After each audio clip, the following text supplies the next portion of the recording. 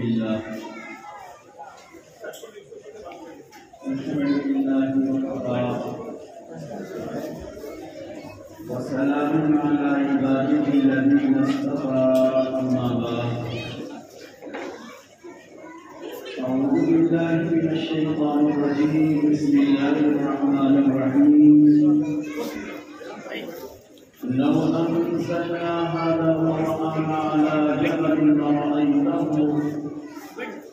لرأيته خاشعا متصدعا من خشية الله وتلك الأمثال نضربها للناس لعلهم يتفكرون صدق الله العظيم سبحان ربك رب العزة عما يصفون وسلام على المرسلين والحمد لله رب العالمين اللهم صل على سيدنا محمد وعلى آل سيدنا محمد وبارك وسلم اللهم صل على سيدنا محمد وعلى آل سيدنا محمد وبارك وسلم اللهم صل على سيدنا محمد وعلى آل سيدنا محمد وبارك وسلم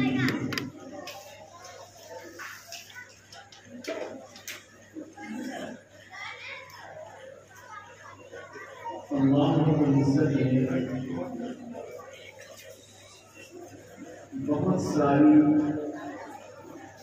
قومیں بہت ساری ملتوں کو بھیجا ہم سے پہلے بہت سی ملتیں آئی ان تمام قوموں میں ان تمام امتوں میں اللہ نے سب سے زیادہ محبت کی نگاہ سب سے زیادہ رحمت اور محبت کی نگاہ اللہ نے اس امت کو عطا کیا اگر اس کی سب سے زیادہ نگاہ محبت نہ ہوتی اگر اس کی سب سے زیادہ رحمت نہ ہوتی تو اللہ اس امت کو قرآن نہ دیتا اللہ اس امت کو امام الانبیاء عطا نہ کرتا تو امام الانبیاء اس امت کو ملے قرآن کی دولت اس امت کو ملی یہ اس بات کی پہچان کہ اللہ نے اس امت کو اور یہ کہیے کہ اللہ نے ہم سب کو سب سے زیادہ نگاہ محبت سے دیکھا تھا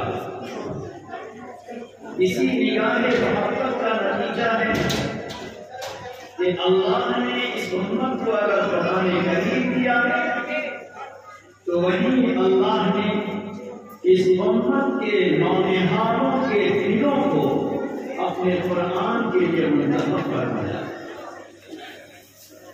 میرے دوستوں آپ جانتے ہیں کہ جب اس کائنات کو بنانا ہوا تو اللہ رب العزت نے کلمہ کن کہا اللہ نے اشارہ دیا کلمہ کن کہا تو اللہ کی قدرت اتنی زیادہ کہ اللہ کے اشارہ کرنے پر اور اللہ کے کلمہ کن کہنے پر یہ ساری کائنات بن گئی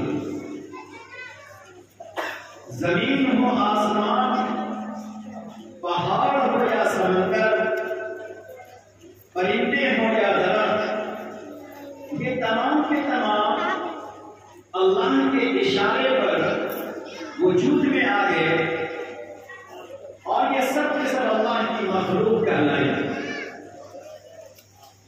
اس پوری کائنات میں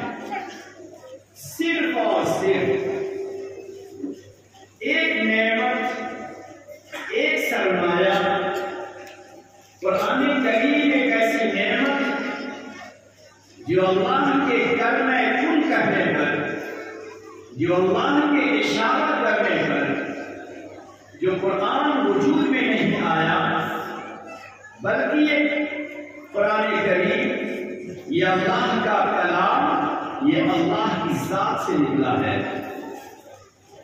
پروردگار کی ذات سے، جس ذات کا ادراک، جس ذات کا صحیح، جس ذات کی صحیح حقیقت ہم اور آپ دنیا میں بتا نہیں سکتے، وہ اللہ کی ذات سے نکلا ہوا یہ کلام ہے۔ اور جب یہ اللہ کی ذات سے نکلا تو اللہ کی ذات نورانی ہے، لہذا اس قرآن کا ایک حرف بھی نورانی کہلائے گا۔ جس دل میں وہ قرآن کے حروف پہنچیں گے وہ دل بھی نورانی بنے گا۔ تو اللہ رب العزت نے اپنے اس کلام جو اللہ کی ذات سے جو نکلا، اس کلام کی حفاظت کا اللہ نے 5 انتظام کیا ہے۔ 5 طرح سے اس کلام کا، قرآن کریم کا اللہ نے حفاظتی انتظام کیا۔ حفاظت کا 2 انتظام عرش پہ ہوا اور حفاظت کا 3 انتظام زمین پہ ہوا۔ گویا پروردگار نے ایک ایسی کتاب، ایک ایسا محبت نامہ اللہ نے اس امت کو عطا کیا کہ جس محبت نامے کی حفاظت کا انتظام عرشی بھی ہے اور زمینی بھی ہے۔ عرش میں اللہ نے انتظام کیا کہ جب یہ اللہ کا کلام اللہ کی ذات اقدس سے نکلا تو اللہ نے اس کلام کی حفاظت کا انتظام لوح محفوظ نے کیا۔ جس وقت سے یہ کلام اللہ کی ذات سے نکلا ہے اس وقت سے لے کر ابھی تک اور ہمیشہ تک لوح محفوظ میں وہ قرآن اللہ نے محفوظ کر دیا ہے۔ پھر اس کے بعد سمائے دنیا، جو آسمان ہمیں آپ کو نظر آتا ہے، اس سمائے دنیا کے اوپر اللہ نے بیت العزت پر اللہ نے مرکز بنایا، ایک سینٹر بنایا، ایک پوائنٹ اللہ نے بنایا۔ اس سینٹر، اس پوائنٹ پر بھی اللہ نے قرآن کریم کو محفوظ کیا ہے۔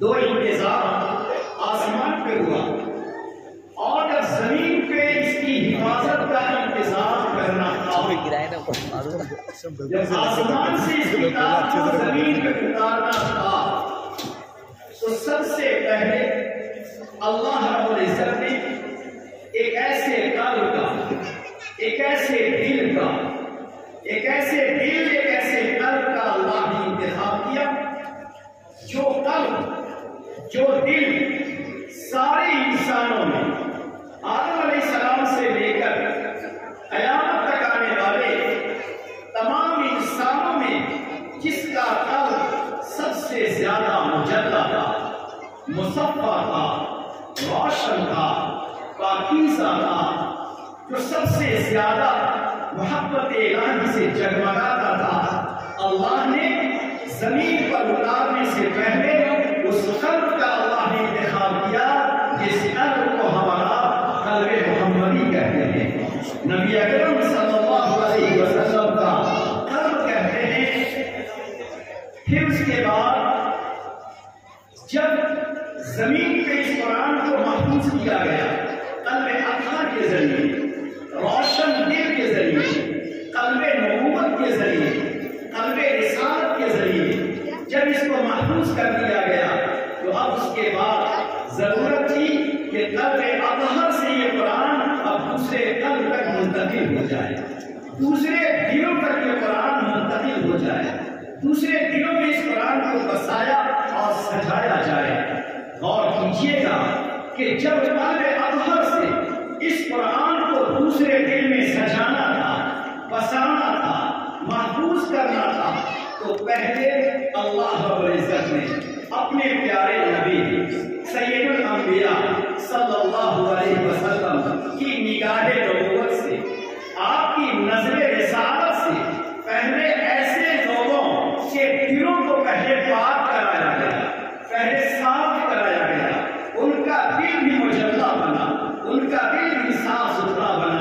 یہ کون ہے؟ یہ وہی ہے جن کو ہم اور آپ صحابہ کرام کہتے ہیں۔ صحابہ کرام نے ایک مرتبہ کلمہ پڑھا اور کلمہ پڑھ کر ایک لمحے کے لیے آپ کی صحبت میں، آپ کی نگاہ میں، آپ کی نظر میں، آپ کی پیشانی کو دیکھا ہے۔ بس اتنا لمحہ کافی تھا ان حضرات کے دلوں کے مجلہ ہونے، مصفہ ہونے، روشن ہونے، قرآن کریم کو بسانے، قرآن کریم کو سجانے کے لیے یہ لمحہ کافی تھا جو نبی کی صحبت سے اور نبی کی نگاہ رسالت سے ان صحابہ کا دل پاکیزہ ہو گیا۔ اس کے بعد پھر یہ قرآن صحابہ کرام سے چل کر اب اس کی حفاظت کا دائرہ بڑھا کہ اللہ نے دو انتظام کیے، ایک کو صدری انتظام کہتے ہیں اور ایک کو تعلیمی انتظام کہتے ہیں۔ پروردگار نے لکھنے کا سلیقہ بھی انسانوں کو عطا کیا، اور یاد رکھیے کہ جس طرح قرآن لوح محفوظ میں محفوظ ہے، بیت العزت پر محفوظ ہے، قلب نبوت میں قرآن محفوظ ہوا، اس کے لکھنے کا، بولنے کا، تلفظ کا جو انداز تھا وہی انداز القاء کیا گیا، اسی القاء ربانی کی بنا پر قرآن کریم کو کمپوز، قرآن کریم کو لکھا گیا۔ چنانچہ 17 ایسے صحابہ کا نام ملتا ہے، 17 ایسے صحابہ کا نام ملتا ہے جو صحابہ دور نبوت میں لکھنا جانتے ہیں، اور جن کو ان میں سے بہت سے ایسے تھے جن کو قرآن کریم کی لکھنے کی سعادت ہوئی۔ تو گویا صحابہ کرام کے زمانے سے ہی سینوں کے ذریعے بھی قرآن کو محفوظ کیا گیا اور لکھنے کے ذریعے بھی قرآن کو محفوظ کیا گیا۔ اسی کے ساتھ ساتھ کہ اس بات پروردگار نے اپنے اس کلام کی حفاظت کی اگر ذمہ داری لی ہے تو تحفظ قرآن، قرآن کریم کی حفاظت اور قرآن کریم کی حفاظت کے صدقے میں اللہ نے 10 چیزوں کی حفاظت کی ہے، 10 چیزوں کا اللہ نے تحفظ کیا ہے۔ یہ اچھی سی بات ہے، ایک قرآن کو محفوظ کرنا ہے، اس ایک قرآن کی حفاظت کے لیے اللہ نے 10 چیزوں کی حفاظت کی ہے۔ ذرا یہ 10 چیزوں کو سمجھیے گا، اس سے اندازہ لگائیں کہ اس کلام کی اہمیت، اس کی عظمت، اس کی حفاظت کی اہمیت خود رب کائنات کی نگاہ میں کتنا زیادہ ہے۔ اللہ نے سب سے پہلے اپنے کلام کے متن، اپنے کلام کے الفاظ، جو سینٹینس کہہ سکتے ہیں تھوڑی دیر کے لیے، اپنے کلام کے الفاظ، اس کے متن کی بھی اللہ نے حفاظت کی ہے۔ اس کی ایک مثال ہے، میں آپ کو بعد میں بتاؤں گا کہ متن کی بھی حفاظت ہوئی ہے، اور جو اس کا معنی ہے، جو اس کا میننگ ہے، جو اس کا مطلب ہے، جو اس کا مفہوم ہے، جو مفہوم نبی علیہ السلام کے ذریعے اس امت کو دیا گیا ہے، اللہ نے متن کی حفاظت کا انتظام کیا، اللہ نے ترجمہ، اس کے مطلب، اس کی تفسیر کا بھی انتظام کیا، اور نمبر 3 جس زبان میں اللہ نے قرآن کو نازل کیا ہے اللہ نے اس زبان کو بھی محفوظ کیا ہے۔ تاریخ کی شہادت ہے کہ دنیا میں جتنی بھی زبان بولی جاتی ہے 4 صدی یا 5 صدی کے بعد ہر زبان بدل جاتی ہے، یا تو وہ زبان ختم ہو جاتی ہے، یا وہ زبان کسی اور دوسری زبان میں منظم ہو جاتی ہے، یا اس زبان کا وہ لہجہ بدل جاتا ہے۔ یہ دنیا کی تاریخ ہے، اور شہادت یہ ہے کہ جس وقت قرآن کریم نازل ہوا تھا اس وقت دنیا کی مشہور زبان سریانی زبان تھی، اس وقت دنیا کی مشہور زبان ہندی زبان تھی، اس وقت دنیا کی مشہور و معروف زبان عبرانی زبان تھی۔ یہ مشہور زبان کیوں زبانیں تھی؟ اس زبان پر اس دور کے لوگوں کو فخر تھا، مگر آج نہ سریانی زبان ہے، نہ عبرانی زبان ہے، نہ ترکی زبان ہے، بلکہ آج بھی جو لوگ اپنے بارے میں یہ دعویٰ کرتے ہیں کہ میرے پاس آسمانی کتاب ہے، ہم جس ملک میں رہتے ہیں وہاں بھی یہ دعویٰ ہے کہ ہمارے پاس بھی آسمانی کتاب ہے، ان سے پوچھا جائے کہ آپ کی آسمانی کتاب کس زبان میں نازل ہوئی تھی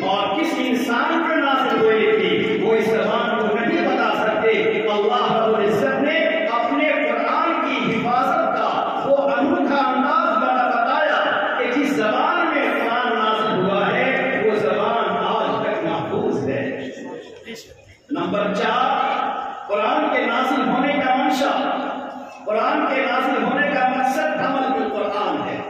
500 ऐसी आयतें हैं कुरान में जिसका ताल्लुक अहकाम से है, जिसका ताल्लुक कानून शरीयत से है।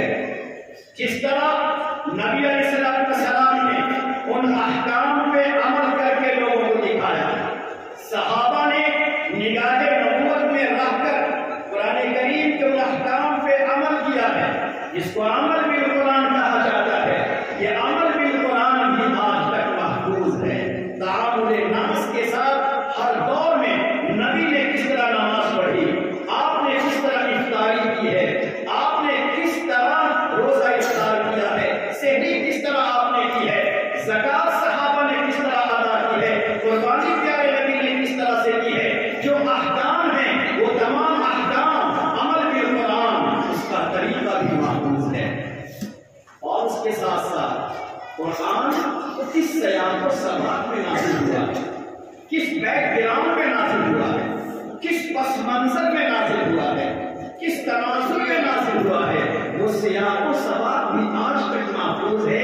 नबी इस हालत में थे, हजरत आयशा के मकान में है या हजरत खदीजा के हुजरे में है, नबी सफर में है या हजर में है, हरम पाक मक्का मुकर्रमा में है या ऊंट पे आप सवार है या किसी सहाबी के बदन पर बाल आराम पे अपना सर रखे हुए हैं, और उस हाल में कुरान नाज़िल हुआ। मेरा परवरदिगार की शान को देखे कि जिसने कुरान को महफूज किया, वो कुरान जिस सयाहत, जिस सबा, जिस पस मंजर, जिस माहौल में नाज़िल हुआ है, अल्लाह ने उस माहौल को भी महफूज रखा है। ये 5 चीजें भी। उसके बाद और आगे देखिए, ये कुरान नाज़िल की शख्सियत पर है, किस ज़ाते गिरामी पर कुरान करीम नाज़िल हुआ है।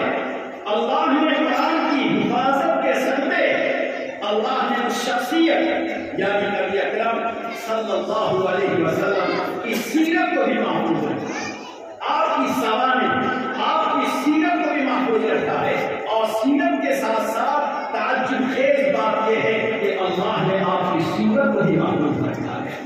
आपके सरे मुबारक पर कितने बाल सफेद हो गए थे, आपके सीने में कितने किस तरह के बाल थे, आपकी हथेली किस तरह की थी, आपकी आंखें किस तरह की थी, आपका कदम मुबारक किस तरह का था, आपके चलने का अंदाज क्या था, आप मेहमानों से किस तरह से मिलते थे, आपने और जमातों को रवाना किस अंदाज में करते थे, नमाज के बाद आप नसीहत किस अंदाज में करते थे। उस अल्लाह की शान कि जिस अल्लाह ने अपने जिस हबीब, अपने जिस नबी, अपने जिस रसूल, अपने जिस चहीते प्यारे नबी पर कुरान को नाज़िल किया है, अल्लाह ने राह दुनिया तक इंसानों को चैलेंज कर दिया है, अरे मैंने कुरान को तो महफूज किया है, जिस पर हमने नाज़िल किया है उसकी सीरत, उसका किरदार, उसका कैरेक्टर, उसकी जिंदगी, उसकी शक्ल सूरत को भी हमने महफूज कर दिया है। अल्लाहु अकबर। ये कुरान की हिफाजत एक अजीब अंदाज है। तो अल्लाह ने आपकी सीरत और आपके सूरत को भी महफूज किया है, बल्कि कदम आगे बढ़ के कहा सिर्फ सूरत और सीरत को महफूज नहीं किया। क़यामत तक आने वाला कोई भी इंसान ये पूछना चाहे ये कुरान किस पे नाज़िल हुआ है, मैं उसके खानदान को जानना चाहता हूँ, मैं उनके सिलसिले नसब को जानना चाहता हूँ, मैं उनके ससुराली रिश्ते को जानना चाहता हूँ, मैं उनके दादिहाली रिश्ते को जानना चाहता हूँ, वो क्या सिलसिले नसब है। अल्लाह ने अपने नबी के खानदान को भी महफूज कर दिया है। तुम देख लो किस खानदान से उनका ताल्लुक है। और तीसरे नंबर पर ये वो शख्सियत है जिन पे कुरान का नुज़ूल हुआ है, जिनके वास्ते से कुरान पूरी दुनिया को हिदायतनामा मिला है। ये वो शख्सियत है कि उनकी जिंदगी में क्या क्या वाक़यात पेश आए, क्या क्या वाक़यात पेश आए हैं, कैसी परेशानियों, मशक्क़तों, ज़ुल्म और ज़्यादती के वाक़यात पेश आए हैं, उनके हुस्न अखलाक के वाक़यात क्या हैं, अपनों के साथ, दूसरों के साथ, यतीमों के साथ, बेवाओं के साथ, गरीबों के साथ, रिश्तेदारों के साथ, दोस्तों के साथ, मुसाफिरों के साथ, रफीक़े सफ़र के साथ, उनके क्या क्या हालात हैं, वो सारे हालात भी अल्लाह ने महफूज कर दिया है। इसके बाद कुरान को महफूज करना था तो अल्लाह ने कहा कि शख्सियत पर हमने नाज़िल किया है। उस शख्सियत की सीरत हो या सीरत व किरदार हो या उनकी शक्ल सूरत हो या उनके खानदानी ताल्लुकात हो या उनके वाक़यात हो محفوظ ہیں ہی، سنو ان کے پاس رہ کر براہ راست جنہوں نے قرآن کو سیکھا ہے، ان کی صحبت میں رہ کر، ان کی نگاہ میں رہ کر، ان کے آس پاس رہ کر، ان کے ساتھ رہ کر جنہوں نے قرآن کریم کو براہ راست سیکھا ہے، سنو ہم ان کے حالات کو بھی محفوظ کر دیتے ہیں۔ آج دنیا کی شہادت ہے کہ 1,24,000 کم و بیش حضرات صحابہ میں 15,000 صحابہ وہ ہیں جن کے حالات تاریخ کے اندر محفوظ ہیں۔ اللہ اکبر۔ پھر اس کے بعد اللہ نے قدم اور آگے بڑھا کے ہمیں ترتیب دی کہ میرا نبی قرآن کو سناتا بھی ہے اور میرا نبی قرآن کی تشریح بھی کرتا ہے، میرا نبی قرآن کی تفسیر بھی کرتے ہیں، قرآن کو عملی شکل میں دکھاتے بھی ہیں، قرآن کے مطلب اس کے مفہوم کو بتاتے بھی ہیں۔ تو کن سے بتاتے ہیں؟ صحابہ سے پہلے بتاتے ہیں، اور صحابہ کن کو بتائیں گے؟ تابعین کو بتائیں گے۔ گویا قرآن اور حدیث کا سلسلہ صحابہ اور صحابہ کے بعد ہم سے نمبر پہ تابعین، اللہ نے نظام بنایا کہ جو تابعین ہیں ان تابعین کے حالات کو بھی اللہ نے محفوظ کر دیا۔ چنانچہ آپ کو حیرت ہوگی کہ اس امت میں صحابہ کو چھوڑ کر جو تابعین ہیں اور تبع تابعین ہیں ان میں 6 لاکھ ایسے تابعین تبع تابعین ہیں جن کے حالات محفوظ ہیں۔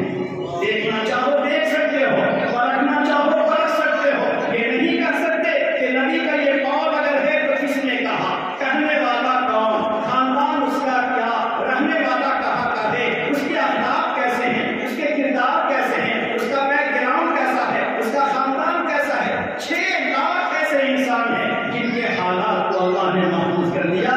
اب اندازہ لگائیں کہ جو قرآن اللہ کی نگاہ میں کتنا مقدس، کتنا بابرکت، کتنا عظیم کہ اس کی حفاظت کے لیے اللہ نے 10 چیزوں کی حفاظت کی ہے۔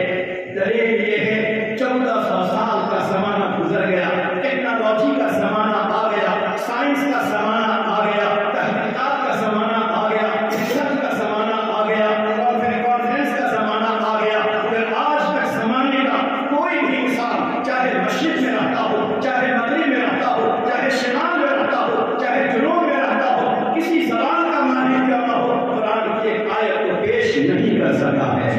کیوں؟ اس کی حفاظت کا عجیب انتظام ہوتا ہے۔ میں ایک تو مثال آپ کو سنانا چاہتا ہوں۔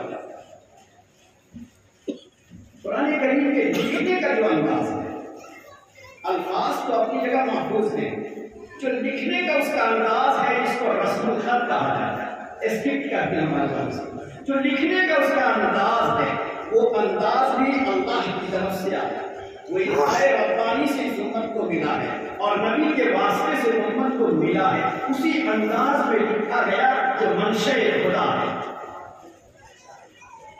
ہمارے اور آپ کے کہہ دینے سے لکھنے کا انداز نہیں بدل سکتا۔ قرآن کریم کی ایک آیت ہے وَالسَّمَاءَ بَنَيْنَاهَا بِأَيْدٍ وَإِنَّا لَمُوسِعُونَ، ہم نے اس آسمان کو بنایا ہے اپنی ہاتھوں سے۔ علماء کرام جانتے ہیں کہ یہاں پر جو بِأَيْدِی ہے، با الف کے بعد یا ہے، اس یا کا تقاضا بھی یہی ہے کہ اس کے نیچے 2 نقطہ اور ایک ہی شوشہ، یا کا ایک شوشہ، مگر یہاں پر آپ قرآن رکھ کے دیکھ لیجیے گا کہ شوشے کو، نقطے کو 2 ہی لکھے گئے ہیں، مگر وہاں پہ 2 شوشہ لگا ہوا ہے۔ ہماری عقل کہتی ہے کہ ایک شوشہ ہونا چاہیے، مگر وہاں پہ 2 شوشے لگے ہیں۔ مفسرین کا کہنا ہے کہ ہمیں سمجھ میں آئے کہ نہ آئے، اللہ کے نبی نے حضرت زید بن ثابت نے لکھ کر پیش کیا تو اللہ کے نبی نے بتایا کہ یہاں پہ بِأَيْدِی منشأ خدا کے مطابق ایک شوشہ نہیں بلکہ 2 شوشہ ہونا چاہیے۔ اس امت نے 1400 سال تک اس ایک شوشے کو بھی محفوظ رکھا ہے، یہاں پر ایک نہیں ہوگا بلکہ 2 ہونا چاہیے۔ پڑھی تو ایک کیا جائے گی، ایک ہی آپ پڑھیں گے، لکھنے میں لیکن 2 شوشے لکھے جائیں گے۔ اس سے اندازہ لگا سکتے ہیں کہ جس قرآن کا شوشہ بھی محفوظ ہو گیا اس کا ہر حرف ضرور محفوظ رہے گا۔ ایک اور مثال لیجیے، آپ بتا سنتے ہو علماء کرام سے ان الحسنات یذہبن السیئات، حسنات اور سیئات پڑھنے میں بالکل برابر ہے، دونوں میں الف پڑھتے ہیں۔ سیئات اور حسنات، مگر آپ قرآن کریم کو الٹ کر دیتی ہیں۔ قرآن کریم کو دیکھیے، وہاں پر سیئات میں ایک حسنات میں الف نہیں ہے، کھڑا زبر ہے، الف نہیں ہے، اور سیئات میں الف ہے۔ پڑھنے کا انداز یکساں ہے، تقاضا یہ ہے کہ دونوں جگہ پر یا تو کھڑا لگا دو، یا پڑھنے کا تقاضا ہے کہ دونوں جگہ پر الف لکھیں۔ سیئات پر الف ہے اور یہاں الف نہیں ہے۔ نبی علیہ السلام سے اسی طرح زید بن ثابت نے پڑھا، لکھ کر دکھلایا، امت نے آج تک اسی طرح محفوظ رکھا ہے۔ ہماری عقل کا اعتبار نہیں ہے، جس طرح دربار نبوت سے ملا ہے اسی طرح ہم اس کو لکھیں اور پڑھیں گے۔ یہاں پہ بعض حضرات نے بڑی خالصانہ بات لکھی ہے کہ آخر اس کی وجہ ہے کہ پڑھنے میں تو دعا ہی پڑھتے ہیں، سیئات اور حسنات، مگر حسنات میں ہم لکھتے نہیں ہیں۔ کہتے ہیں اصل بات یہ ہے کہ آپ نے حدیث پاک سنی کہ مومن جب کوئی نیک کام کرتا ہے تو ابھی اس نے نیک کام کیا اور فوراً بغیر کسی فرق کے، بغیر کسی فصل کے، بغیر کسی دیری کے اس کی نیکی کو فرشتہ لکھ لیتا ہے۔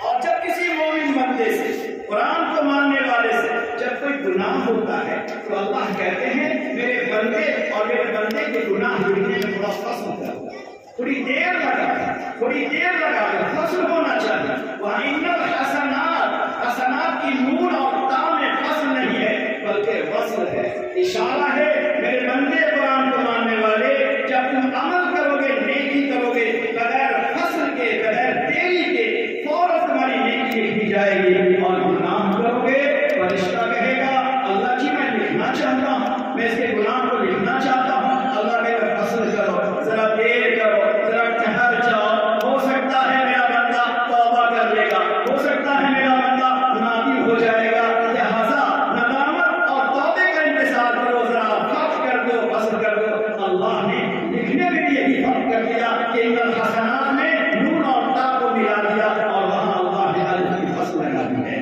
میرے دوستوں، یہ قرآن کریم کا اعجاز ہے۔ اسی بنیاد پر اللہ نے جہاں قرآن کریم کی حفاظت کا انتظام کیا، وہی پاک پروردگار نے اس امت کے دل میں قرآن کی ایسی عظمت، قرآن کریم کی ایسی محبت، قرآن سے ایسی عقیدت اللہ نے عطا فرمائی کہ ہر دور میں اس امت میں آپ کو ایسے ایسے افراد ملیں گے، اللہ کے ایسے ایسے نیک بندے ملیں گے جن کا دل قرآن کریم کی محبتوں سے ہر دم لبالب رہتا تھا، جو قرآن کریم کی تلاوتوں سے جن کی نگاہیں ہر دم دبدباتی رہتی تھی۔ تاریخ کی ایک مثال میں آپ کو سنانا چاہتا ہوں۔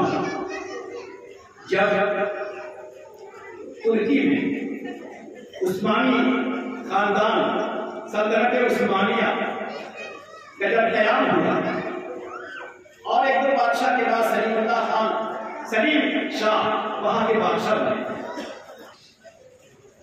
اور ان کا طاقت بڑھ گیا اور مصر پر بھی ان کا قبضہ ہو گیا اور ہر طرف ایک سکون کا عالم ہو گیا اور دنیا نے ایسی حکومت ایک زمانے کے بعد دیکھی تو بادشاہ کو خیال آیا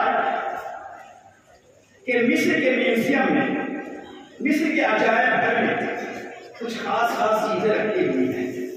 نبی اکرم صلی اللہ علیہ وسلم کے زمانے کا، حضرت عثمان غنی کے زمانے کا لکھا ہوا قرآن کریم وہاں ہے۔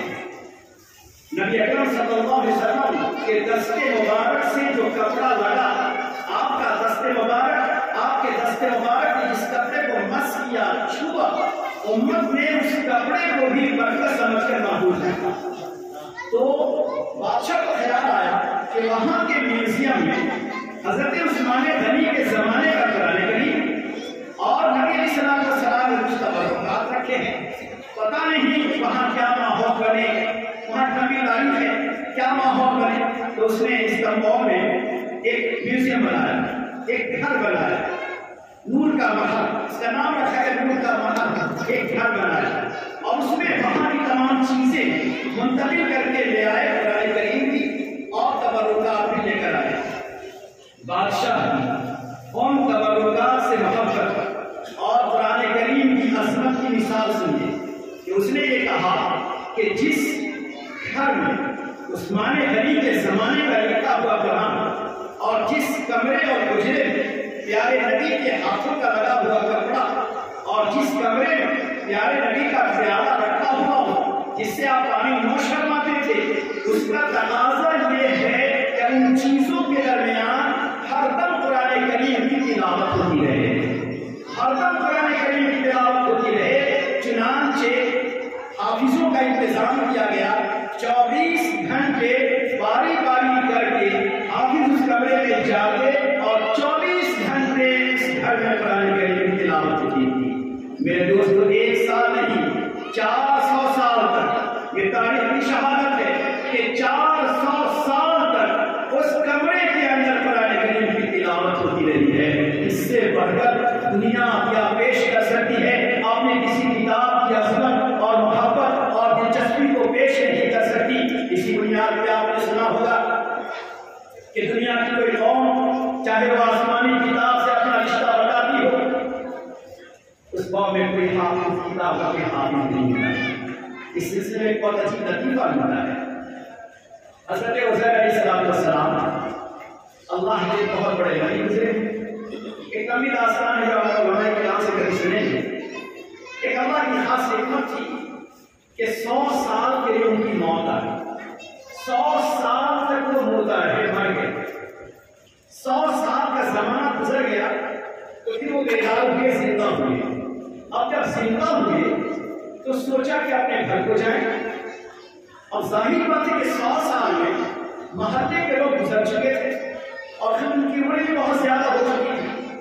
ان کے جو بیٹے تھے وہ بھی گزر چکے تھے، ان کے پوتے کا زمانہ تھا، ان کے پوتے کا زمانہ تھا۔ جب گھر گئے تو پوتے نے راستہ روکا، آپ کون ہیں؟ تو کہا میں عزیر ہوں، میرا گھر ہے۔ تو پوتے نے کہا کہ آپ کہاں سے آئے؟ آپ تو کب سے پڑ گئے ہیں۔ اب وہاں پہ تھوڑی دیر کے لیے اختلاف ہوا، تھوڑی دیر کے لیے اختلاف ہوا کہ عزیر ہیں یا نہیں ہیں، اور پوتا انکار کرتا ہے کہ میں اپنے گھر میں داخل ہونے لگا۔ تو اس قوم میں ایک دو پڑھے لکھے انسان تھے، تو انہوں نے کہا کہ وہی عزیر ہے جو اللہ کے نبی ہیں۔ اس کی پہچان یہ ہے کہ جو اللہ کا نبی ہوگا وہ آسمانی کتاب کا حافظ ہوگا، اور جو اللہ کا نبی نہیں ہوگا وہ حافظ نہیں ہوگا۔ یہ عزیر اگر وہی ہیں جو اللہ کے نبی ہیں تو کہو پہلے توریت سنائیں۔ چنانچہ حضرت عزیر علیہ السلام نے توریت سنائی، آسمانی کتاب سنائی جو کہ اللہ کے نبی تھے۔ تب پوتا سینے سے لگا، معافی چاہا، عزتوں سے اپنے گھر لے گیا۔ یہ مثال ہمیں بتاتی ہے کہ پچھلی قوم میں بھی کوئی نبی ہونے کا معیار یہ تھا کہ وہ حافظ ہوا اپنی کتاب کا۔ اللہ نے اس امت کے امتی ہونے کا معیار بنا دیا کہ وہ اس قرآن کا حافظ ہوگا۔ اللہ اکبر! یہ سینہ کون سا سینہ ہے؟ آپ سمجھیے اس بات کو کہ اللہ رب العزت حافظوں کے دلوں کا انتخاب اللہ رب العزت کرتے ہیں، حافظوں کے دلوں کا انتخاب اللہ رب العزت کرتے ہیں۔ اور جس طرح اللہ نے نبوت کے لیے انتخاب کیا ہے، رسالت کے لیے انتخاب کیا ہے، خاندان نبوت کے کون ہوں گے، خاندان نبوت کے افراد کا انتخاب ہوا ہے، حضرات صحابہ کا انتخاب اللہ کی طرف سے ہوا ہے۔ اس کے بعد انتخاب ہوتا ہے حافظ قرآن کا۔ ثم اورثنا الکتاب الذی اصطفینا من عبادنا، یہ اللہ کی طرف سے انتخاب خداوندی ہے، جس میں انسان کے قلب میں اللہ کا یہ قرآن ڈالا جاتا ہے۔ جو قرآن اتنا اہم، اتنا عظیم، اتنا بابرکت، جس کی حفاظت کا انتظام اتنا سارا کیا گیا، جس قلب کے اندر وہ قرآن آ جائے گا وہ قلب والا بھی اللہ کی نگاہ میں عظیم بن جائے گا۔ اور کیسا عظیم بنے گا سنی، کیسا عظیم بنے گا سنی؟ جو حافظ قرآن ہے، جو حافظ قرآن ہے، یہ تو اپنی جگہ پر ان کے جو والدین ہیں، ان کے جو والدین ہیں، میدان قیامت، میدان محشر میں ان کے والدین کو چمکتا ہوا روشن تاج پہنایا جائے گا۔ یہ انہوں نے کیا، پٹائی انہوں نے کھائی اور دکھ سکھ انہوں نے برداشت کیا، اور عزت کسے ملے؟ والدین کو مل رہا، اسی لیے حضرت مفتی سعید صاحب رحمۃ اللہ علیہ بطور لطیفہ پہ کہا کرتے تھے کہ ڈنڈے تو یہ کھاتے ہیں اور تاج ابو پہنتے ہیں. کیوں؟ ابو نے اس کو ماسٹر نہیں بنایا، ابو نے اسے کانوینٹ میں نہیں بھیجا، ابو نے اسے کالج میں نہیں بھیجا، ابو نے اسے کام میں نہیں لگایا. یہ باپ کی بڑی قربانی اور باپ کی محبت، قرآن سے محبت کی علامت، اس علامت کی بنا پر قربانی کی بنا پر اللہ نے کہا کہ یہ حافظ قرآن اگر ہے اور ان کو اگر عزت سے نوازا جائے گا، ان کی قربانی اگر ہے تو ان کے ماں باپ کی سے بڑی قربانی ہے کہ اپنے لگتے جگر کو دنیا سے ہٹا کر قرآن کے لیے انہیں وقف کر دیا. تو اللہ رب العزت نے قرآن کریم کا انتخاب کیا. اب میرے دوستوں، جب یہ قرآن ہمیں اور آپ کو مل گیا، اس قرآن کا تقاضا بھی کچھ ہے. نعمت جب بڑی ملتی ہے، جب نعمت بڑی ملتی ہے تو بڑی نعمت کے بعد اس کی قدردانی بھی بڑی ہونی چاہیے. یہ تو آپ کے حضرات اساتذہ سنائیں گے، مگر میں بات اس سے ہٹ کر کہ جس طرح حافظ قرآن نے قرآن کی عظمت کے ساتھ دل میں محفوظ کیا، اسی طرح اس امت میں ایسے ایسے افراد گزرے کہ قرآن کو بڑی محبتوں سے پڑھا کرتے ہیں، بڑی محبتوں سے دیکھا کرتے ہیں اور قرآن کو محبت کے آنکھوں سے آنسو بہا کے پڑھا کرتے ہیں. تو اللہ رب العزت کو قرآن کریم کی وہ عظمت، قرآن کریم کا وہ ادب احترام، قرآن کریم کا وہ لگاؤ اللہ رب العزت کو بڑا پسند آتا تھا. صحابہ کرام قرآن کو سنتے تھے تو یہ آنکھوں میں آنسو کے قطرے آتے تھے. اللہ کو اتنا پسند آیا کہ اللہ نے قرآن میں محفوظ کر دیا کہ میرے صحابہ جب قرآن کو سنتے ہیں تو قرآن کو سن کر ان کی آنکھیں ڈبڈباتی ہیں. ہم اور آپ پڑھیں، سنیں اور آنکھیں ڈبڈبا جائیں تو اللہ ہمارے نام اعمال میں محفوظ کر دیتے ہیں. صحابہ کے آنسوؤں کو اللہ نے قرآن میں محفوظ کر دیا، امت کے آنسوؤں کو اللہ نام اعمال میں محفوظ کر دے گا. آخری بات میں عرض کر رہا ہوں کہ اس قرآن کا تقاضا یہ ہے کہ ہم اور آپ عظمت کے ساتھ، محبت کے ساتھ، خشیت کے ساتھ اور دل کی گہرائی کے ساتھ قرآن کریم کی تلاوت کیا کریں. اور اسی لیے حکیم اسلام رحمۃ اللہ نے ایک چیز بات کی ہے، 1000 بیٹھے ہوئے اور ان کے سامنے میں ان تمام کے سب سے چھوٹا ہوں، ہر اعتبار سے چھوٹا ہوں. ان کی محبتیں ہیں، نوازشیں ہیں، پھر محبت و نوازشوں کی بنیاد پہ ہمیں انہیں بلایا اور بیٹھائے. ورنہ بلا تکلف کہتا ہوں کہ الحمدللہ آپ کے شہر کے، آپ کے علاقے کے ایسے ایسے علماء موجود ہیں کہ جن سے میں دل سے محبت کرتا ہوں کہ علماء کا فرض کفایہ یہ حضرات اپنی اپنی جگہ پر ادا کرتے ہیں. آپ دیکھیں بمبئی کی طرف سے چلیں تو پہاڑ کے دامن میں سب سے پہلا مدرسہ علم کے مطابق اگر ملے گا تو جامعہ ابرار ملے گا. آپ سوچئے صحیح 10 سال پہلے یہاں کا منظر کیا رہا ہوگا، جہاں قرآن کریم پڑھا جاتا ہے، جہاں اللہ کا کلام پڑھا جاتا ہے. یہ اللہ کے کلام کی برکت ہے کہ وہاں نور کا نزول ہوتا ہے، وہاں نور ضرور اترتا ہے، نورانی ماحول ضرور ہوتا ہے.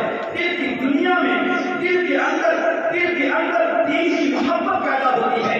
یہ الگ سی بات ہے، میں عوام سے کہتا ہوں، یہ الگ سی بات ہے کہ ہمیں اور آپ کو اس کا احساس نہیں ہوتا، اندازہ نہیں ہوتا کہ ہمارے اندر جذبہ ایمان کیوں بڑھ رہا ہے، عمل کا شوق کیوں بڑھ رہا ہے، نیکی کا جذبہ کیوں بڑھ رہا ہے، گناہ ہونے کے بعد ہمارے دل میں ندامت اور شرمندگی کیوں آ رہی ہے. در حقیقت اللہ رب العزت جہاں قرآن کی تعلیم ہوتی ہے وہاں اللہ کا نور اترتا رہتا ہے، جہاں حدیث کی تعلیم ہوتی ہے وہاں نور نبوت کا حصہ اترتا رہتا ہے، جہاں دین کی دعوت کی فکر ہوتی ہے وہاں اللہ کا نور اترتا رہتا ہے. یہ الگ سی بات ہے کہ ہم کو آپ کو اس کا احساس نہیں ہوتا.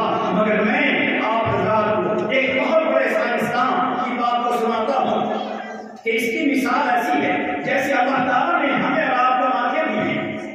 آنکھ کا کام دیکھنا ہے. جب دن کا اجالا ہوتا ہے، سورج نکلتا ہے، ہم اپنی آنکھوں سے دیکھتے ہیں. لیکن جب سورج ڈوب جاتا ہے، رات کا اندھیرا ہوتا ہے تو ہم اپنی کھلی آنکھوں سے دیکھ نہیں سکتے. ہمارے پاس آنکھ موجود ہے مگر رات کے اندھیرے میں ہم کیوں نہیں دیکھ پاتے؟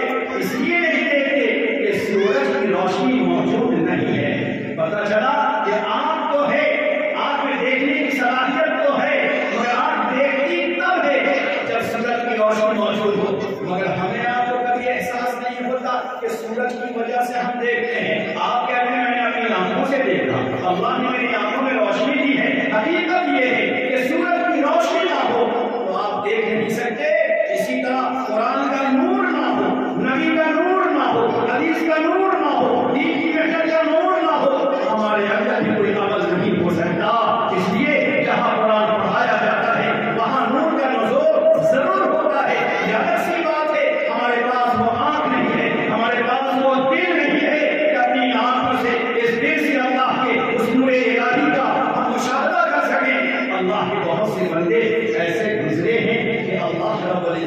اس کو بصیرت اور بصارت دونوں عطا فرماتے ہیں۔ ابن جوزی کے حوالے سے میں آپ کو سناتا ہوں۔ ابن جوزی ایک بہت بڑے انسان ہوتے ہیں، ایک خاص کرتا ہے جو عقیدت اور محبت کا قربان ان کے ساتھ کرتا ہے، اور پھر بڑے انسان ان کی کتاب سیرت الصفوہ عربی زبان، انہوں نے بہت عجیب بات کی ہے کہ یمن کے رہنے والے ابو الاسود یمنی آنکھوں سے اندھے تھے اور قرآن کریم کے حافظ تھے اور بڑی محبتوں سے قرآن کی تلاوت کرتے تھے اور قرآن پڑھاتے بھی تھے۔ تو کئی دفعہ سجدے میں جا کر اپنے اللہ سے دعا کی کہ اے اللہ، میرا یقین ہے کہ جہاں قرآن پڑھایا جاتا ہے وہاں تیرا نور اترتا، تیری تجلی اترتی، اگر تیری تجلی نہ ہوتی، تیرا نور نہ ہوتا تو مجھے عمل کی توفیق بھی نہ ہوتی۔ تو اللہ مجھے یقین ہے کہ آپ کا نور ضرور اترتا ہے۔ اے اللہ، میں گناہگار خطا کار، جس قرآن کو آپ نے نور اور تجلی کا ذریعہ بنایا ہے، اللہ میں دنیا سے چلا جاؤں اور اپنی آنکھوں سے ان قرآن کریم کی آیتوں کو نہ دیکھوں۔ اللہ، اس سے بڑھ کر حسرت، اس سے بڑھ کر غم کی بات نہ ہوگی۔ اے نور کے بنانے والے، اے نور کے اتارنے والے، اے تجلی کو دلوں میں لانے والے، تیری تجلی کا واسطہ کہ اللہ میری آنکھوں میں نور عطا کر دے۔ یہ دعا کی اور کہا اللہ، میں دنیا کے لیے آنکھ نہیں مانگ رہا، میں عمارتوں اور پہاڑوں کو دیکھنے کے لیے وہ آنکھ نہیں مانگتا۔ اللہ، میں یہ چاہتا ہوں کہ آپ نے اپنے ان آیتوں میں تجلی اور نور کو رکھا ہے، ان کو اپنی آنکھوں سے میں دیکھوں اور دیکھنے کی سعادت ملے۔ چنانچہ ابن جوزی لکھتے ہیں کہ جب وہ قرآن کو کھولتے تھے تو فوراً ان کی آنکھ کھل جاتی تھی اور کھلی آنکھوں سے قرآن کی تلاوت کرتے تھے، مگر تھے پڑے اور اللہ کے جو نیک بندے ہوتے ہیں اپنی نیکیوں کو بھی چھپاتے ہیں اور اللہ کی خاص نعمت ہو اس کو بھی چھپاتے ہیں، اپنی باتوں کو ظاہر نہیں کرتے، کچھ آ جاتا ہے۔ تو انہوں نے پھر سوچا کہ اگر میں قرآن پڑھتا ہوں اور میری آنکھ کھل جاتی ہے اور جب قرآن کو میں رکھ دیتا ہوں آنکھ بند ہو جاتی ہے، اگر شہر میں پتہ چلے گا تو لوگوں کا سلسلہ شروع ہوگا۔ تو انہوں نے دروازہ بند کر کے قرآن کو پڑھنا شروع کیا۔ ایک شاگرد اچانک کسی راستے سے اندر آیا، وہ ڈر گیا کہ میرے استاد ہیں کہ جنات ہیں، پھر ہمت کر کے سوال کیا، حضرت، کہا بیٹا کیا کہیں کھلی آنکھ؟ کہا بیٹا میری زندگی میں اگر تم وعدہ کرو کہ میری زندگی میں کسی کو نہیں بتاؤ گے تو میں اپنا راز بتاتا ہوں جو میرے رب کے درمیان ہے، اور یہ راز میرے رب کے درمیان کلام الہی کی نسبت پر ہے، قرآن آیت کی نسبت پر ہے۔ میں نے اپنے اللہ سے ٹوٹ کر دل کی گہرائی سے بہت آہوزاری سے میں نے اپنے اللہ سے کہا کہ اے پروردگار، تیری آیتوں میں تیرے کلام میں جو نور چھپا ہوا ہے، اللہ جب میں تیرے کلام کو پڑھوں تو وہ نور میری آنکھوں میں ظاہر کر دے تاکہ اسی نور الہی سے میں تیرے کلام کا مشاہدہ کر سکوں۔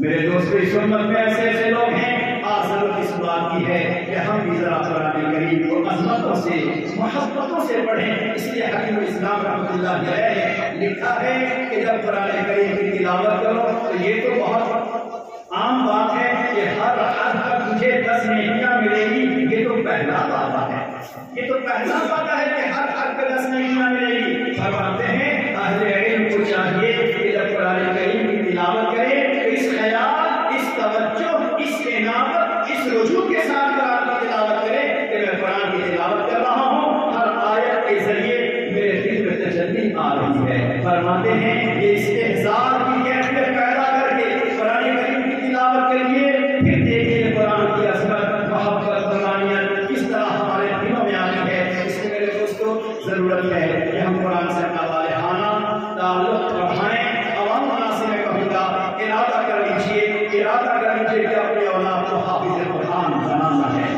اور ضروری نہیں ہے کہ ہمارے بچے چھوٹے ہوں جب یہ حافظ قرآن بن سکتے ہیں۔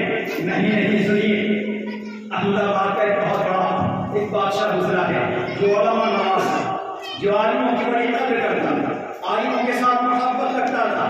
یاد رکھیے، میں کتابوں کے حوالے سے میں آپ کو عرض کر رہا ہوں کہ جو انسان علم کی بنیاد پر، قرآن کی بنیاد پر، حدیث پاک کی بنیاد پر علماء سے محبت رکھے گا، اللہ رب العزت اس کے نسل میں کسی نہ کسی کو حافظ قرآن ضرور بنائے گا۔ اور جو انسان علماء کے پیچھے پڑ جاتا ہے، ان کے عیب کو تلاش کر کر کے لوگوں کو بیان کرتا ہے، میں یہ نہیں کہتا کہ علماء معصوم ہوتے ہیں، میں یہ نہیں کہتا علماء کا دامن بالکل پاک اور صاف ہوتا ہے، میں ہرگز نہیں کہتا، اتنا ضرور کہتا ہوں کہ اللہ تعالیٰ ایک عام انسان کے عیب کو بیان کرنے کو غیبت کہتا ہے، مردار کھانے کے برابر کہتا ہے۔ کہ کسی عالم، کسی حافظ، کسی امام، کسی شیخ، کسی اور انسان کے بارے میں اگر ہم پرشائی کریں گے تو اس کی سزا یہ ملتی ہے کہ اللہ کے سے محروم کر دیتے ہیں۔ محمود بیگڑا ایک بادشاہ ہے، علماء نواز ہے، علماء کے سامنے دو زانوں بیٹھتا ہے۔ وہاں کی شاہ عالم مسجد بہت مشہور و معروف ہے، آپ جا کر کبھی دیکھیں اس کو، تاریخی مسجد ہے وہ۔ شاہ عالم مسجد میں ہمیشہ تراویح کی نماز ہوتی ہے، 27ویں شب کو شہر کے سارے علماء کو بلاتے اور دعا کی محفل ہوتی، پھر اس کے بعد علماء کا اعزاز ہوتا۔ ایک عالم نے ایک عجیب بات بیان کی کہ حدیث پاک میں تو آتا ہے کہ ایک حافظ اپنے خاندان کے 10 انسانوں کو جہنم سے آزاد کرائے، یعنی جن لوگوں کے لیے جہنم واجب، ایسے انسانوں کو ایک حافظ جہنم سے آزاد کرائے گا۔ اس عالم نے کہا یہ تو ثواب عدل ہے، یہ اللہ کے عدل کا پیمانہ ہے، اور اللہ کے یہاں دینے کے دو طریقے ہیں، ایک عدل کا پیمانہ ہے اور ایک فضل کا پیمانہ ہے، اور فضل کی کوئی انتہا نہیں ہے۔ آپ نے کسی کو مظلوم بلایا اور طے کر لیا کہ تمہیں ہم صبح سے لے کر شام تک کام کرو گے 300 روپے دوں گا، اس کے کام کرنے کا جو انداز تھا، جو طریقہ تھا، جو ادا تھی، آپ اس سے خوش ہو کر 500 الگ سے دیتے ہیں، 200 الگ سے دیتے ہیں، تو جو طے شدہ ہے اس کو عدل کہیں گے، اور جو زیادہ دیتے ہیں اس کو فضل کہیں گے۔ تو اللہ رب العزت نے جو وعدہ فرمایا کہ 10 انسانوں کو گناہ معاف، جہنم سے آزادی ملتی ہے، یہ تو ثواب عدل ہے۔ اور اللہ جب کسی حافظ کی نیکی، اس کے تقوی، اس کی طہارت، اس کے عمل بالقرآن کی بنا پر اللہ جب خوش ہوگا تو اللہ تعالیٰ اسے ثواب فضل دے گا، اور ثواب فضل پر اللہ 10 نسلوں کی مغفرت کر دے گا، 10 نسلوں کی اللہ مغفرت کرے گا، کوئی روکنے والا اس اللہ کی ذات کو نہیں ہے۔ یہ سننا تھا، سنیے ذرا غور سے، یہ سننا تھا کہ محمود بیگڑا کی آنکھوں سے آنسو آئے، اس کے آنسو بہتے ہوئے چہرے پر آئے، کپڑے پر گر گئے۔ جوان بیٹا جو بڑودہ کے علاقے کا وزیر تھا، اس نے دیکھا کہ میرا باپ آج رو رہا ہے۔ کسی نے پوچھا بادشاہ سلامت کوئی تکلیف؟ کہا کوئی تکلیف نہیں، میں اس بنیاد پہ روتا ہوں کہ میں اپنے خاندان کے نسل کو جانتا ہوں، میرے سلسلے نسل میں مجھے کوئی حافظ نظر نہیں آتا۔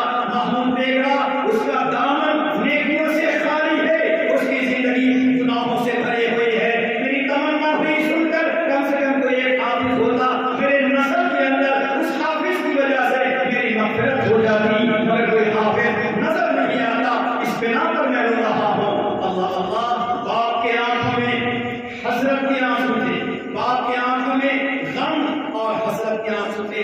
جوان بیٹا کنارے بیٹھا ہوا باپ کے آنسو کو دیکھ رہا ہے۔ سعادت مند، خوش نصیب، خوش قسمت بیٹے جو ہوتے ہیں وہ باپ کے فرما بردار ہوتے ہیں، آنکھوں کی ٹھنڈک بنتے ہیں، دل کے سرور بنتے ہیں، وہ لگتے جگر ہو کر دلوں کے سرور بن جاتے ہیں۔ بیٹے نے دیکھا میرا باپ بادشاہ ہو کر اللہ کے گھر میں اس حسرت کے ساتھ وہ روتا ہے کہ میرے نسل میں کوئی حافظ نظر نہیں آتا۔ بات آئی ختم ہو گئی، بیٹا وہاں سے بڑودہ کے علاقے میں جہاں وہ گورنر تھا وہاں پہنچا، اس نے وہاں خاموشی کے ساتھ حفظ قرآن شروع کر دیا۔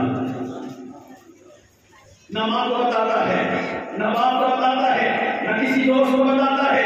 ایک استاد کو طے کیا، وعدہ لیا کہ میں قرآن کریم کا حافظ بننا چاہتا ہوں، میرے باپ کے آنسو میں مجھے یاد آتے ہیں، میرا دل تڑپ جاتا ہے، میں حافظ بننا چاہتا ہوں، مگر کسی کو آپ نہ بتائیں۔ 1 سال کا زمانہ گزرا، محمود بیگڑے کا فرزند حافظ قرآن بن گیا۔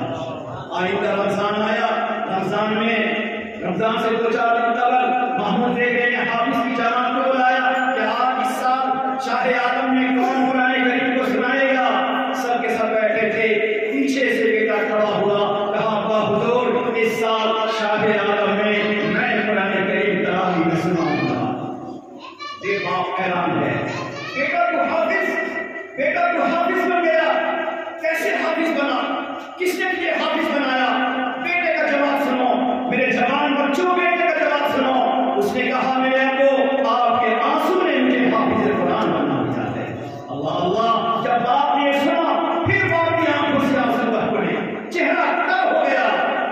کسی نے پوچھا کیوں روتے ہیں؟ کہنے لگے اس دن میں رویا تھا حسرت کی بنا پر، اس دن میں رویا تھا محرومی کی بنا پر، اور آج میں رو رہا ہوں محبت الہی کی بنا پر، آج میں رو رہا ہوں نعمت قرآن کی بنا پر۔ اس لیے میرے دوستوں، میرے جوانوں، قرآن سے اپنا رشتہ مضبوط کیجیے، قرآن کریم کو پڑھنا سیکھیے، اپنے عالموں سے، علماء کرام سے قرآن کریم کو سیکھیے، کچھ قرآن کریم کی سورتوں کو یاد کیجیے۔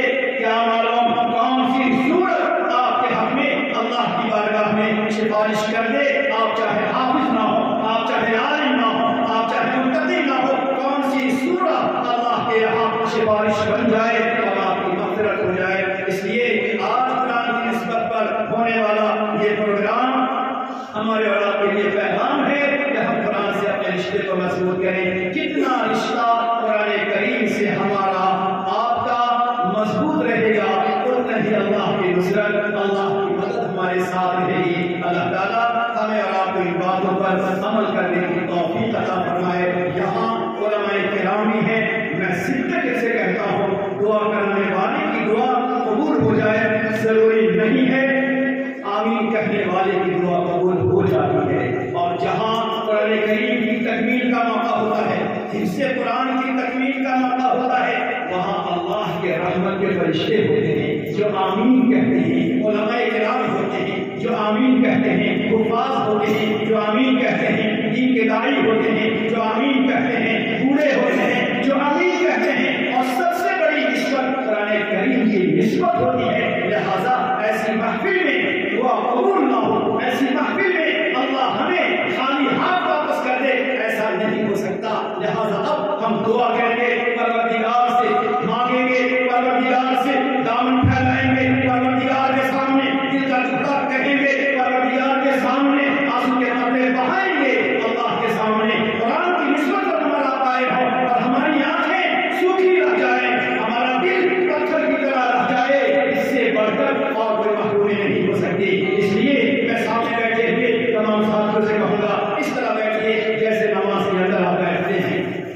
سامنے بیٹھے ساتھیوں سے کہوں گا آپ ٹیکا لگانا چھوڑ دیجیے اور نہ سیدھے بیٹھیے، اس خیال سے بیٹھیے، اس تصور سے بیٹھیے، اس دھیان سے بیٹھیے کہاں بیٹھے ہیں، کس کے بلانے میں بیٹھے ہیں، کیا ادارے کی بنیاد پر آئے ہیں؟ نہیں، اللہ کے کلام کی نسبت پر آئے ہیں، کلام الہی کی نسبت پر آئے ہیں۔ لہذا جس کا کلام ہے ہمیں اس سے مانگنا ہے، جس کا کلام ہے اس کے سامنے دامن پھیلانا ہے، جس کا کلام ہے اس کے سامنے اپنے ٹکڑے کو سنانا ہے، جس کا کلام ہے اپنے گھر کی پریشانی اسے سنانا ہے۔ جو بندہ ٹوٹے ہوئے دلوں سے مانگتا ہے، جبجباتی آنکھوں سے مانگتا ہے، اللہ کے سامنے درستی ہوئی آواز سے مانگتا ہے، وہ پاک پروردگار ضرور اپنے بندوں کی لاج رکھتا ہے اور قرآن کی نسبت پر اللہ تعالیٰ دعائیں ضرور قبول کرتا ہے۔ اس کے تمام ساتھی میں ایک منٹ کے لیے کہوں گا کہ جتنے ہمارے سامنے بیٹھے علماء سے نہیں کہہ سکتا، کتنے سامنے بیٹھے ہیں وہ اللہ کے سامنے، ذرا آج ہم اور آپ رمضان آنے والا ہے، اس سے پہلے من ہی من میں، دل ہی دل میں اپنے اللہ سے توبہ کر لیں انشاءاللہ۔ پروردگار کی شان کیا ہے؟ مومن بندہ، جوان بندہ، چاہے نمازی نہ ہو، چاہے دین سے بہت دور کیوں نہ ہو، دل ہی دل میں اللہ سے نادی ہوتا ہے، شرمندہ ہوتا ہے، ٹوٹا ہوا دل رکھتا ہے، میرے مولا میں بہت گناہگار خطاکار نافرمان ہوں۔ پروردگار کیا کہتے ہیں؟ دل ہی دل میں اشارے ہو گئے۔ کیا کہتا ہے؟ دل ہی دل میں اشارے ہو گئے، ہم تمہارے تم ہمارے ہو گئے۔ اللہ اللہ، دل ہی دل میں اللہ سے ندامت کرنا، شرمندگی کرنا، گناہوں کو یاد کرنا اللہ کو اپنانے کی طرح ہے، اللہ کے اپنے ہونے کی طرح ہے۔ اس لیے تھوڑی دیر کے لیے سب کچھ چھپا لیجیے، تمام اخبار جتنے اخبار پر ہر کس نہ دیکھیں،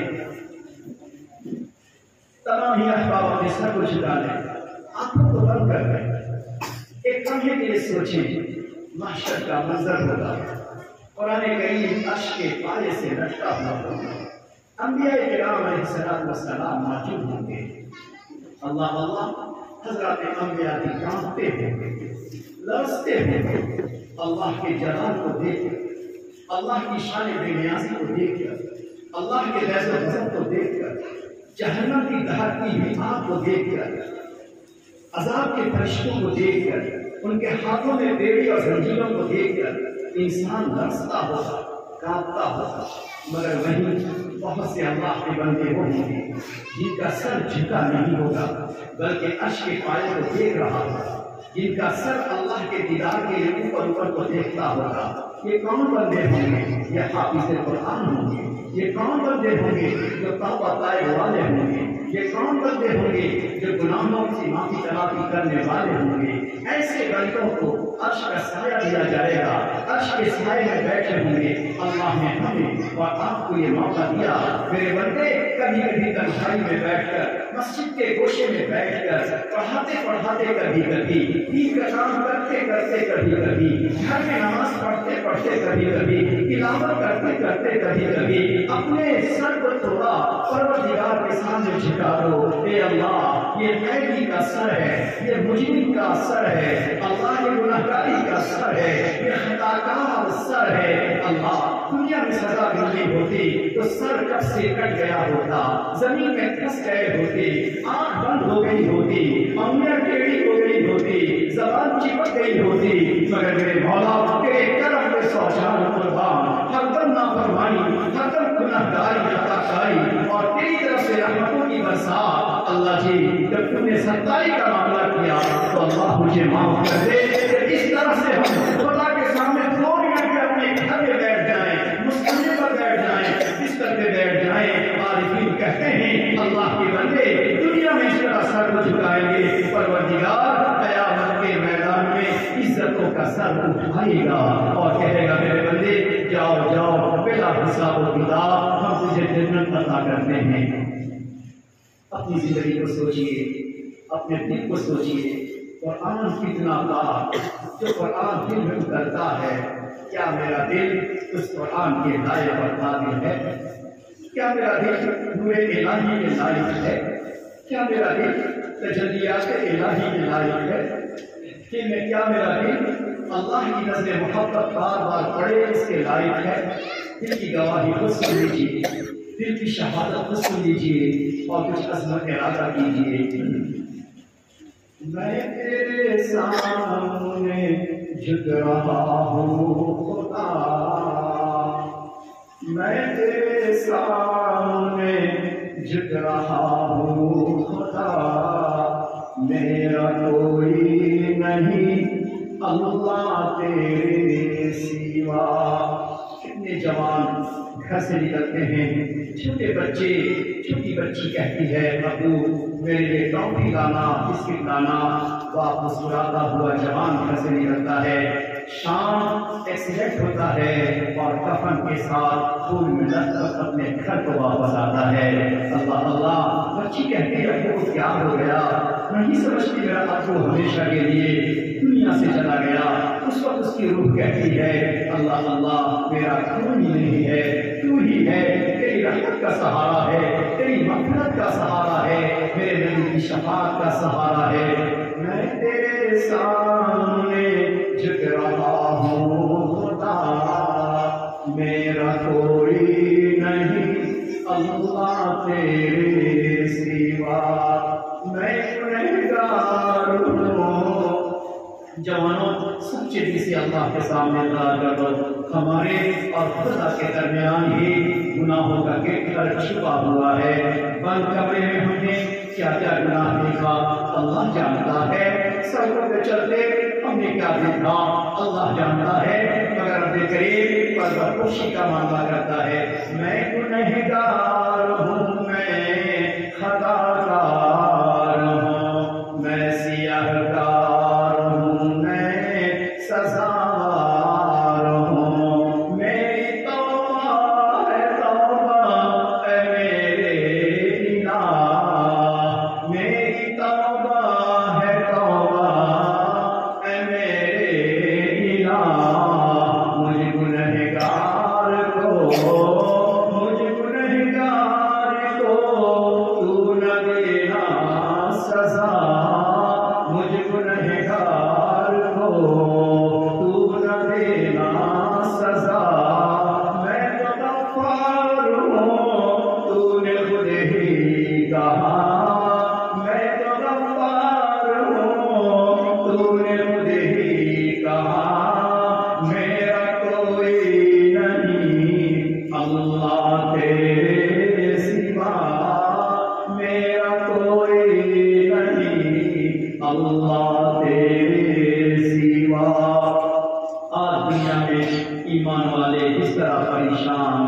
اللہ کی نصرت کے بغیر، اللہ کی مدد کے بغیر ہماری پریشانی دور نہیں ہو سکتی۔ مرنے کے بعد پیارے آقا کی شفاعت کے بغیر ہم کامیاب نہیں ہو سکتے۔ آپ کی شفقت کے بغیر دستے مبارک سے جام کوثر نہیں مل سکتا۔ اس لیے ہمیں اپنے اللہ سے فریاد بھی کرنی ہے اور پیارے آقا پہ صلاۃ و سلام بھی پڑھنی ہے۔ لہٰذا ہاتھ اٹھائیے، اللہ سے مانگیے۔ ہر جوان یہ سوچے آج مجھے اپنے آنکھوں سے آنسو کا قطرہ مجھے میرے اللہ کو دکھلانا ہے۔ اگر ایسی محفل میں بھی میری آنکھوں میں آنسو کا قطرہ نہیں آیا تو ہم یقین کر لیں ہمارے چہرے میں آنکھ نہیں ہے، پتھر کا ٹکڑا لگا ہے۔ ہمارے زندہ بدن میں دل نہیں ہے، پتھر کی سیل لگی ہوئی ہے۔ اللہ اللہ، وہ انسان خدا کا مخاطب کیسے بنے جس کا دل پتھر ہو جائے، جس کی آنکھیں پتھر کے ٹکڑے ہو جائیں۔ اللہ ہمیں ایسی آنکھوں سے بچائیے اور رونے والی آنکھ ہمیں عطا کیجیے۔ اللهم لك الحمد كما ينبغي لجلال وجهك وعظيم سلطانك۔ اللهم صل على سيدنا محمد وعلى آل سيدنا محمد وبارك وسلم۔ جزا الله عنا محمدا صلى الله عليه وسلم ما هو أهله۔ اللهم صل على محمد وعلى آل محمد كلما غفل عن ذكره الغافلون، وصل على محمد وعلى آل محمد كلما غفل عن ذكره الغافلون۔ اے اللہ، تیرے قرآن کی مبارک محفل ہے، اللہ تیرے کلام کی بابرکت مجلس ہے، اللہ نورانی بھی ہے، اللہ عرفانی بھی ہے۔ اللہ ہمارے اس نورانی محفل میں ہم سیاہ سراپا گنہگار ہیں، خطا کار ہیں، سیاہ شرار ہیں، گناہوں میں ڈوبے ہوئے ہیں۔ زندگی کا ہر حصہ گناہوں میں ڈوبا رہا، سر کے بالوں سے لے کر پاؤں کے ناخن تک اللہ تیرے نافرمان بنے رہے، مگر میرے مولا سر کے بالوں سے لے کر پاؤں کے ناخن تک تیری رحمت ہی رحمت رہی۔ اللہ تیری نوازش ہی نوازش رہی، اللہ تیری نعمت ہی نعمت رہی، مگر میرے مولا ہم تیری نعمتوں کو استعمال کرتے رہے، رحمتوں کے چھاؤں میں چلتے رہے، مگر پھر بھی تیری بھی نافرمانی کرتے رہے۔ اللہ فرشتہ انتظار کرتا رہا، مولا اجازت دے دے میں اس کے گناہ کو اس کے دفتر میں لکھ دیتا ہوں۔ اللہ اس وقت بھی تیرا کرم تھا، تو کہتا فرشتہ رک جا، ابھی رک جا، میرا بندہ ہے، جوان ہے، گنہگار ہے، خطاکار ہے، کچھ بھی ہے، میرا بندہ تو ہے، میرے نبی پر صلاۃ و سلام تو پڑھتا ہے۔ اے فرشتہ رک جا، کبھی تو توبہ کرے گا، کبھی تو ہاتھ اٹھائے گا، کبھی تو دامن پھیلائے گا۔ اللہ آج ہم تمام گنہگار تیرے سامنے ہاتھ پھیلائے ہیں، دامن پھیلائے ہیں۔ اللہ آج ہم تمام کے گناہوں کو معاف فرما، گناہ کی نحوستوں کو ختم فرما۔ اللہ گناہ کرتے کرتے دل سے نورانیت نکل گئی، ظلمت آ گئی، تاریکی آ گئی، قساوت آ گئی۔ اللہ ہمارے دل کی قساوت کو دور فرما، ظلمتوں کو دور فرما۔ اللہ ہمارے دلوں میں نورانیت عطا فرما، اپنی تجلی عطا فرما۔ اللہ پاک ہم نے سنا بندہ توبہ کرتا ہے، آپ سے رجب کی برکتیں مانگتا ہے۔ اے اللہ یہ رجب ختم ہونے کو ہے، اللہ ہمیں رجب کی برکتیں عطا فرما۔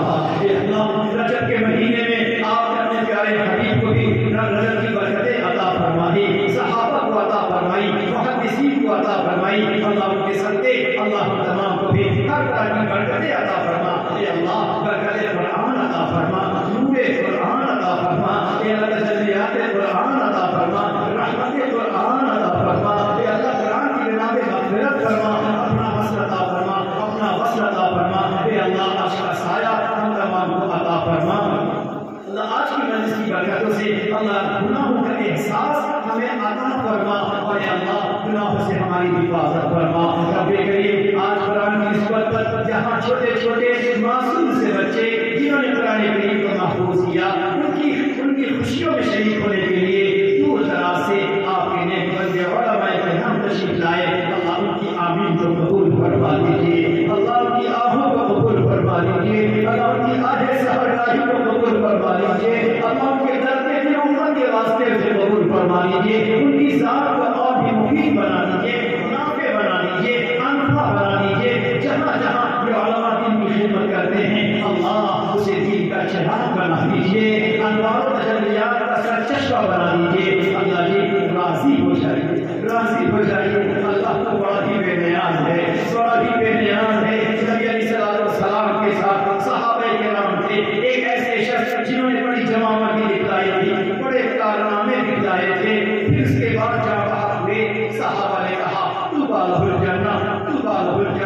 آپ نے فرمایا مجھے کیا معلوم، میں دیکھ رہا ہوں جہنم کی آگ، جہنم کے انگارے اس کے بدن پہ گر رہے ہیں۔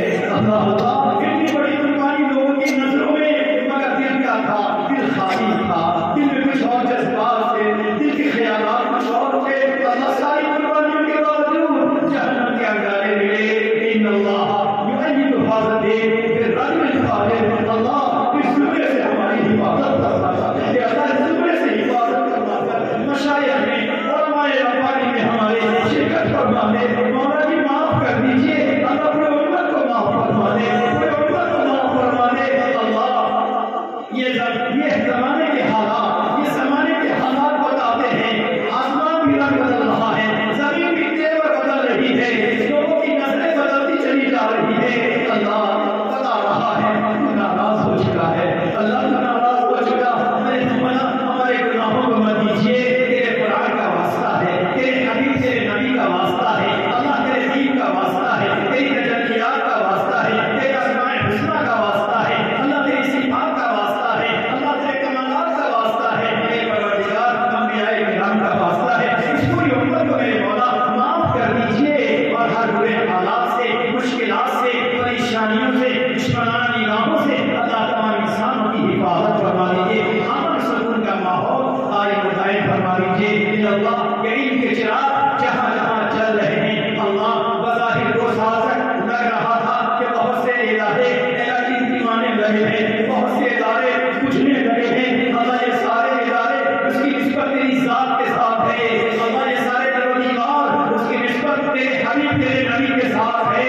اللہ یہ دیوار کیسے ہو جائیں گے، یہ ادارے کیسے بند ہو جائیں گے؟ اللہ غیبی نظام پھر سے جاری فرما دیجیے، تکوینی نظام پھر سے مضبوط فرما دیجیے۔ اللہ آسمانی غیبی امداد فرما کر علماء کرام کے حوصلوں کو بلند فرمائیے، حکمت و دانائی کے ساتھ یہ دین کا کام کرتے رہیں، اپنے مشائخ کے نقش قدم پر ہم چلتے رہیں۔ اللہ جو مانگا وہ بھی عطا فرما، جو مانگنے سے رہ گیا اللہ وہ بھی عطا فرما۔ اللہ اپنے فضل و کرم سے نبی اکرم صلی اللہ علیہ وسلم کے صدقے بغیر ہماری دعاؤں کو قبول فرما۔ صلی اللہ علیہ وآلہ وصحبہ اجمعین برحمتک یا ارحم الراحمین۔